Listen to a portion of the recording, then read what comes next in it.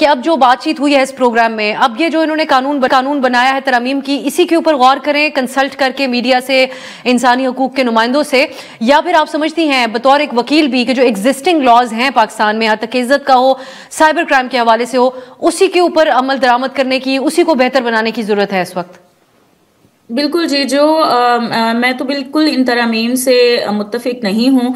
जो ऑलरेडी कानून मौजूद है साइबर क्राइम का, उसमें भी बहुत खामियां, पहले उसको दुरुस्त करने की ज़रूरत है।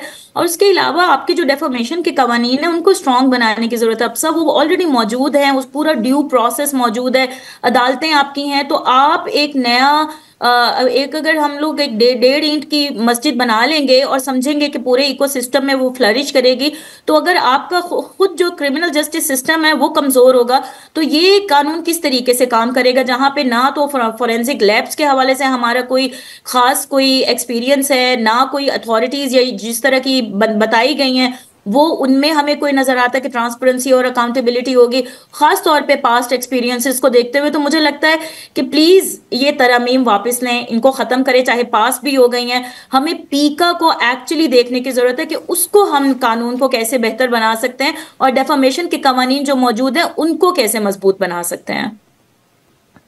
बिल्कुल सही। बट साहब, अब आप ये बताइएगा कि आज तो जो एहतजाज हुआ उसमें तो हुकूमत नहीं नजर आया कि उन्होंने कोई कान धरे या वो बात करने के लिए आए, तो अब आगे क्या क्या लाहेअमल आप बताते हैं आज? देखें अब साहब, ये आज एहतजाजी तहरीक का आगाज है। इसको हमने प्रेस फ्रीडम मूवमेंट का नाम दिया है और ये अब उसी तरह शुरू होगी जिस तरह जनरल ज़िया के खिलाफ हुई थी, जिस तरह जनरल परवेज मुशर्रफ के खिलाफ हुई थी। वो लंबी तहरीकें थी जिसमें हमने कोड़े खाए, जेलों में गए, और उसके लिए हमारे सब लोग अब भी मेंटली तौर पर तैयार हैं और हम लंबी तहरीक चलाने के लिए अपनी प्लानिंग कर रहे हैं। शायद गवर्नमेंट ये समझ रही हो कि ये बस आज ये निकले चले जाएंगे, और इसमें हम अब कल के बाद सिविल सोसाइटी को, ह्यूमन राइट एक्टिविस्ट को, वकला को शामिल करेंगे।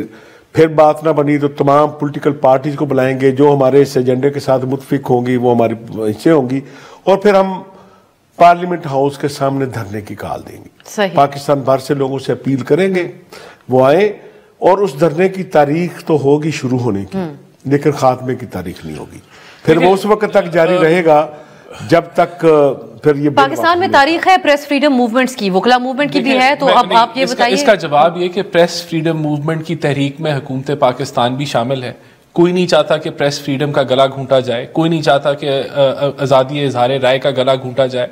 हम सिर्फ चाहते हैं कि इस मुल्क के अंदर जो नेगेटिव एलिमेंट है सोशल मीडिया का, जिससे हजारों लाखों लोग सफ़र करते हैं, उसको बेहतर बनाया जाए, उसको कंट्रोल किया जाए, उसके नुकसान को। आपकी मुखालिफ जमात की प्रेजेंस भी बहुत है सोशल मीडिया पे, ये भी, इसको भी तो आप लोग नहीं देखें। मैंने आपको अपनी नीयत बता दी। हम इनके साथ मेरे ख्याल से आने वाले दिनों में एक अच्छे प्लेटफॉर्म पे एंगेज करने की जरूरत है। मैं भी यही मशवरा दूंगा अपनी हुकूमत को, चाहे इंटीरियर मिनिस्ट्री हो, इंफॉर्मेशन मिनिस्ट्री हो, कि इनको प्लेटफॉर्म दें जहां मिलकर बैठ के ये सारे जो कंसर्न्स हैं उनको हम क्लियर करें। यही रास्ता होता है जमहूरियत के अंदर, ये रास्ता हमें अपना। बिल पास होने के बाद व्हाट्सएप क्या कंसल्टेशन का फायदा?